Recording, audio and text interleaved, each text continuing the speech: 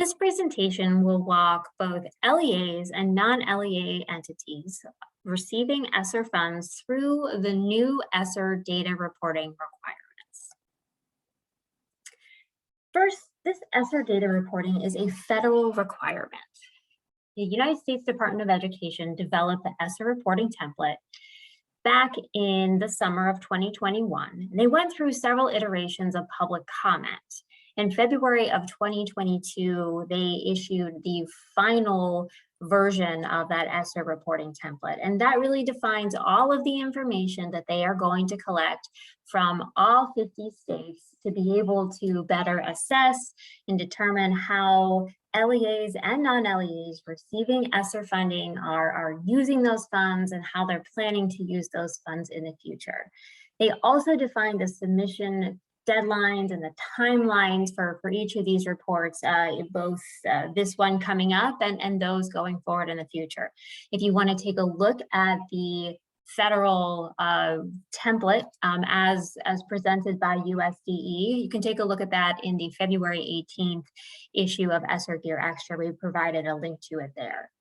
PDE built the data collection for this ESSER reporting from that federal requirement. And we build it in PIMS as PIMS templates to make this as easy as possible for, again, those LEAs as well as non-LEAs to be able to provide this information to us. That will allow us then to sort of upload that information and provide our report to the United States Department of Education as required. The deadline for submission of this information to PDE is April 29th, 2022. That is the timeline or the deadline at which PDE needs to receive this information from all LEAs and non-LEAs. It's important to recognize that this reporting requirement applies only to your ESSER funds. ESSER is the Elementary and Secondary School Emergency Relief Fund. It does not apply to any other COVID relief funds, just ESSER. So that means if your entity received GEAR funds under Gear 1 or Gear 2, those are not included in this report. If you received additional ARP IDEA funds, if you are a school district charter school, you're not going to include those ARP IDEA funds in this report. If you received EANS 1 or 2 funds, those are not included in this report. If you received ARP Homeless Children and Youth funds, those are not included in this report, nor are any other federal, state, or local COVID relief funds that your LEA or your non-LEA entity may have received. This is specific and only asking for information with respect to your ESSER funds, again, your elementary and secondary school emergency relief funds. And the reporting that this initial collection is covering is a very specific window. So it's going to ask LEAs and non-LEAs for information about expenditures that they made using ESSER funds within a specific reporting window. And the reporting period for this fund is generally the 2021 fiscal year. I'm going to break that down a little bit because there's a little bit of a nuance for those school districts and charter schools that were receiving some ESSER 1 funds. For this initial ESSER reporting effort, the reporting period for any ESSER 1 funds received, and we'll talk about this in a second, is October 1, 2020 through June 30th, 2021. It's almost the 2021 fiscal year, but not quite. So you'll have to pay attention to that.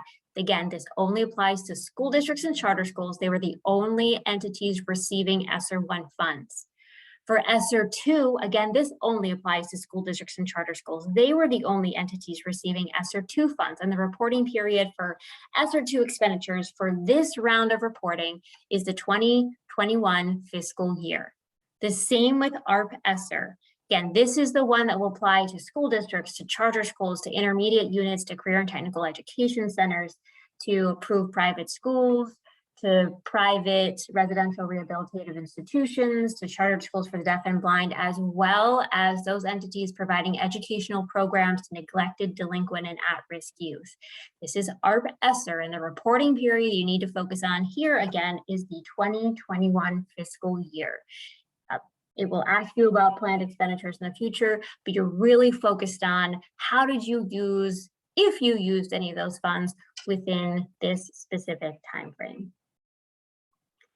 It's important to recognize as you are preparing your information for this ESSER reporting that there are two main categories of ESSER funds that were provided to LEAs and non-LEAs. The bulk of those funds were provided to school districts and to charter schools through mandatory subgrants to LEAs. Each of the federal pieces of legislation that authorize ESSER funding require that at least 90% of all of those individual allocations went to school districts and charter schools based on their shares of Title I-A funding again. So school districts and charter schools, you will be reporting regarding the use of your mandatory subgrants. If you are not a school district or a charter school, you will not be reporting with respect to mandatory subgrants, and you can skip those sections of the report. The instructions will provide you with a quick crosswalk of what sections do apply. But if you're an IU, a CTC, a PRRI, an APS, this mandatory subgrant section does not apply to you. The SEA reserve allocations, this is a separate component of ESSER funds. And these were funds that were generally provided to states. And in Pennsylvania, the General Assembly generally determined how those dollars were going to be allocated based on what distribution methodologies and to what entities.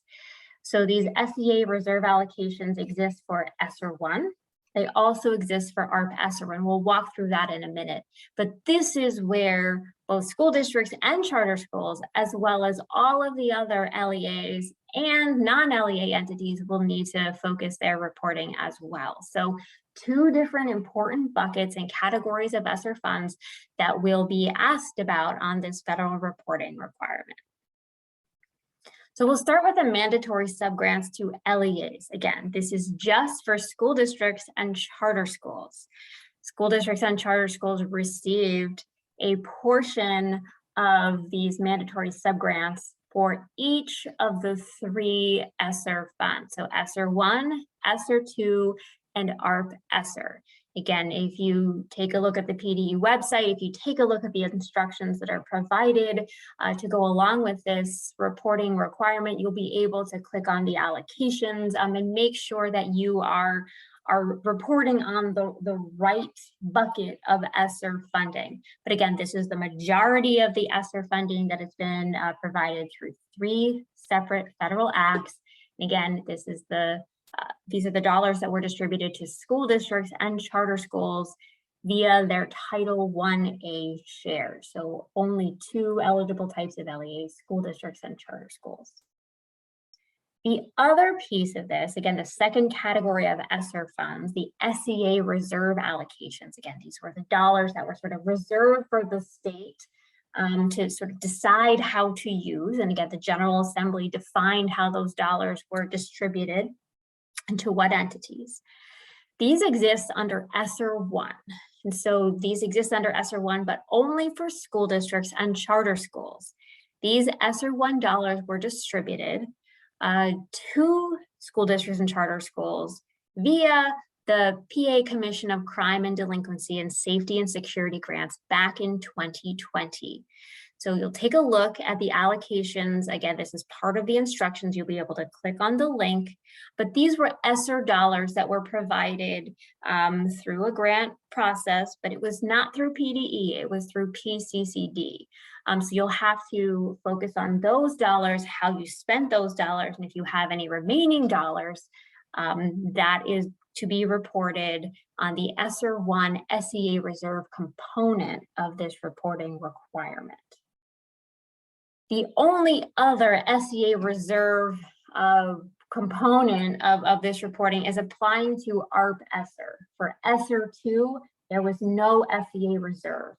So those questions won't even be available in the reporting template that you will see. It'll go from ESSER 1 to ARP ESSER. For ARP ESSER, there were two separate and distinct buckets of SEA reserve allocations.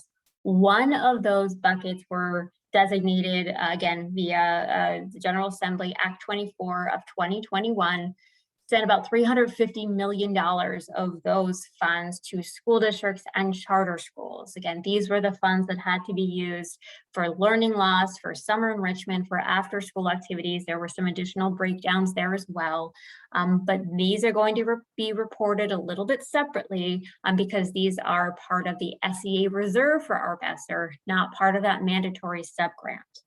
The other component of SEA reserve allocations for ARP ESSER, and here's where all of the other LEAs and some non-LEAs come into this reporting picture, is that there was about $136 million set aside and used to provide additional resources and COVID-related relief to IUs, career and technical education centers, approved private schools, private residential rehabilitative institutions, chartered schools for the deaf and blind, as well as for entities providing educational programs for delinquent, neglected, and at-risk youth.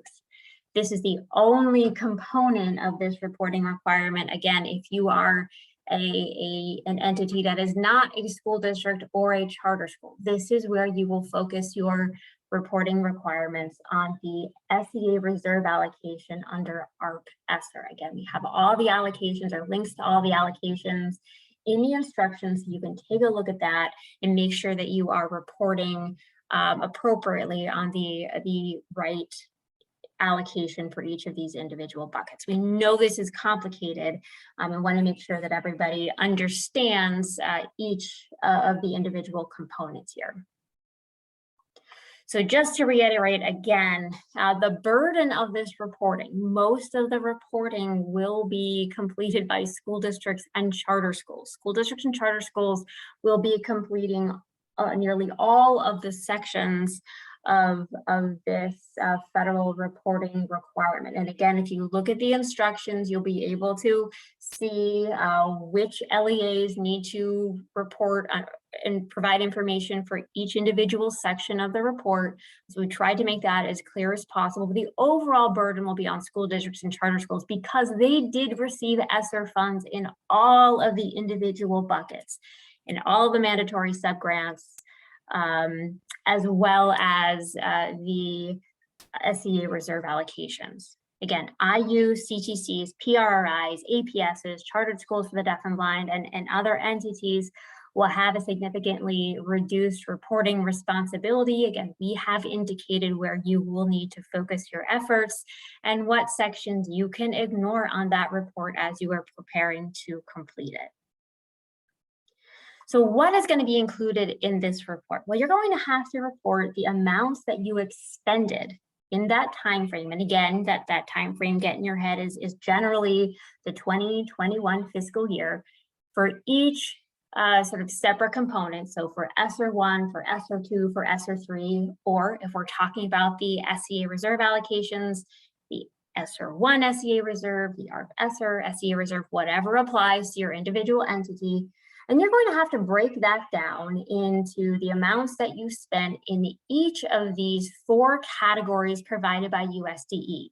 They provided 4 categories: addressing physical health and safety, meeting students' academic, social, emotional, and other needs, excluding mental health supports for students and staff, and then operational continuity and other uses. For ARP ESSER, there is a fifth category that you're going to have to fill out for learning loss, after school programs, summer enrichment. Again, that's just going to apply in certain circumstances to certain LEAs, school districts and charter schools. But you're going to have these 4 main categories. USDE has provided a list of example expenditures and activities of sort of individual things that they think would fall into each of those large overarching categories to help you really define what expenditures go in which buckets. That is included in the instructions. So you'll be able to take a look at that. It's not an exhaustive list, however, and so you will have to do your best to look at each of your individual expenditures and really categorize it within those areas. We certainly recognize that there will be some gray in some areas, and our recommendation is just be as consistent as possible when you are allocating those expenditures to these categories, and make sure you document that. So going forward, if you have similar expenditures during other reporting periods, you are providing that categorization in a consistent manner. But again, look for resources in the instructions to give you some example expenditures and activities for each of these categories as provided by USDE. And then, there certainly is some subjectivity in terms of looking at your individual expenditures and categorizing them appropriately. Here is an example, just a portion of the list, so you can see how they have given you some ideas of what would fall under each of these. It's a relatively long list, and again, that is provided in the instructions for everyone. You will also have to report the percentage of remaining funds for each of those separate buckets of ESSER, again, ESSER 1, ESSER 2, ESSER 3, et cetera, and the sort of planned use. So while it's only looking at the reporting period that is generally the 2021 fiscal year, it's going to ask you what you have remaining and to sort of allocate those remaining funds in each of these 4 categories. So even those items where you have not yet expended the funds, again, look at that example list of expenditures and activities that will help you identify what makes the most sense in each of those categories that USDE provided for you. Additionally, you'll be asked, some LEAs will be asked to provide information about the amount of ESSER funds that were expended. Again, this is sort of looking across the board, combining all ESSER dollars you received as an LEA or non-LEA entity all together. The amount of ESSER dollars you expended during the reporting timeframe, again, 2021 fiscal year, related to hiring or retention of the positions that are listed here on the screen.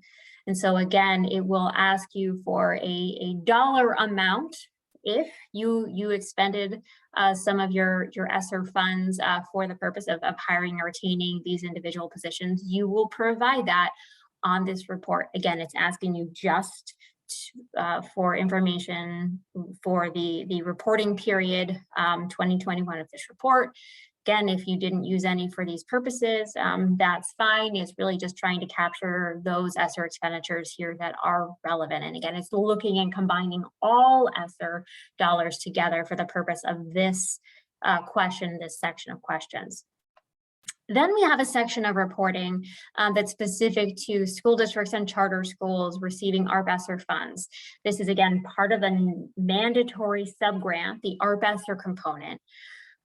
School districts and charter schools were required to use at least 20% of their big ARP ESSER mandatory subgrant for learning loss. And so the application or the reporting template will provide you with a list of potential activities and interventions. You're going to indicate whether you engaged in any of those to address learning loss, just a yes or no. You'll then be asked to describe the learning loss activities or interventions that you used in your LEA. There's a maximum number of characters available there. So this is really focused on that 20% set aside that was really dedicated to assisting school districts and charter schools address the impacts of learning loss. There's also another question that is specific to trying to find out more about some of those interventions and really looking a little bit more granularly at some of the activities used to assist LEAs and other entities ensure that students are sort of being able to move beyond the pandemic and overcome the impacts of the pandemic. So this is asking specifically for information about those entities that provided the programs listed here. So evidence-based summer enrichment activities, after school programs, extended instructional time, high dose tutoring, etc. If you use some of your ESSER funds for any of these purposes, you will be asked to provide information regarding the number of eligible students or number of students that were eligible for each of those individual activities or interventions, and the number of students that participated in that individual activity or intervention, again, during that 2021 timeframe. Once you do that, you will then be asked more specifically about the students that participated in those activities and interventions. And here is a list of student subgroups that federal ESSER report will ask you about. It will ask you to provide the number of students in each of these subgroups that were eligible for each of those interventions or activities, again, if you provided them during that time period, and then the number that participated during that time frame. We certainly recognize that because this reporting requirement was finalized in February 2022, and this is asking you about activities and interventions that you engaged in back during the 2021 fiscal year. You may not have collected this information at this very granular level. So we're certainly asking that you do your best to provide this information to the extent that you can. And certainly going forward, please recognize that this information is going to be collected and they're anticipating this information going forward. So if you are planning or you're engaging in some of these programs during this fiscal year, if you're planning them for next summer or next fiscal year, ensure that you are collecting and able to report this data at this granular level going forward. Additionally, this ESSER reporting template includes several yes or no questions in the following broad categories. It's going to ask about use of ESSER funds on safe in-person instruction and give you a list of items such as things, purchasing cleaning supplies or masks, etc. You're just going to indicate yes or no whether you use ESSER funds for those purposes. Same with the use of funds for internet access. There are several different activities related to internet access or expenditures. You will indicate if you use funds for them or not. You don't have to provide the amount of funds, just yes or no if you use funds for that purpose. There's also a category of questions related to re-engaging students. Again, yes or no if you engaged in certain interventions or activities to re-engage students during this period of time.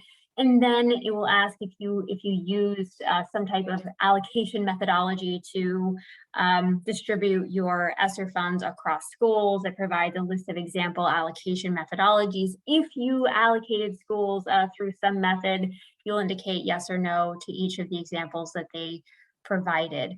And again, you don't have to provide information about individual expenditures for individual activities. This is just a yes or no to a sort of pre-populated list of activities or expenditures. So here is a timeline. We already talked about this a little bit at the beginning. This first round of ESSER reporting for the 2021 fiscal year generally is due to PDE by April 29th. The information is posted on PDE's website now. You can go and you can get the templates and you can start to work on those. They are due to PDE by April 29th. It's important to recognize and remind folks certainly that this federal ESSER reporting is a condition of continued receipt of your ESSER funds. This is a requirement, a federal requirement. It's built into your grant agreement. This information must be provided to PDE by April 29th, 2022. Then you can see the general timelines for the subsequent rounds of ESSER reporting. The timeline for round 2, which will be the expenditures during the 21-22 fiscal year, that will come this fall. So there's not going to be a lot of time between these first 2 reports. Then we get back onto a sort of routine annual cycle where the 3rd round for 22-23 fiscal year expenditures will be in fall 23. The 23-24 expenditures will be due in fall of 24. And then that sort of tail end period, one more round of reporting to report any expenditures from July 1, 2024 through September 30th, 2024 will be due in fall of 2025. So important to put this information on your calendars going forward. And we will obviously share much more information going forward as we have a better indication from USDE, the extent to which some of these reports may look different from year to year. But as of right now, all you need to worry about is the initial report 2021 fiscal year due to PDE by April 29th. So next steps. You can go to PDE's website. We provided this information to folks in multiple ways. Pull down those ESSER reporting templates, look at them and start to work on them. Pull your teams together to make sure that you are capturing all of the information that is required. Review the instructions that we have provided. We provided instructions specifically to LEAs, as well as a separate instruction instrument to non-LEAs. Those would be the entities providing educational programs to neglected, delinquent, and at-risk youth. So 2 separate instruction manuals there. And again, we've tried to be very clear and specific about for each LEA which components of that report are applicable, because if you're not a school district or a charter school, you will not have to fill out every component of that report. We've also provided some ESSER reporting FAQs, and we will continue to add to that list. We've also continuing to provide PDE office hours every Monday from 1 to 2 p.m., every Thursday from 9 to 10 a.m. You can join PDE staff and ask your questions, get answers about the ESSER reporting and any other ESSER related questions or concerns that you have. Again, submit your data by April 29th. That is the really important deadline to remember. And again, we will continually be able to update these FAQs as additional questions come in, provide assistance to you going through this process. So with that, again, please check back the website for more information. And if you have questions about the ESSER reporting, you should email the RA account that is listed there on the screen, and they will be able to help you and assist you with those questions if you have any going forward.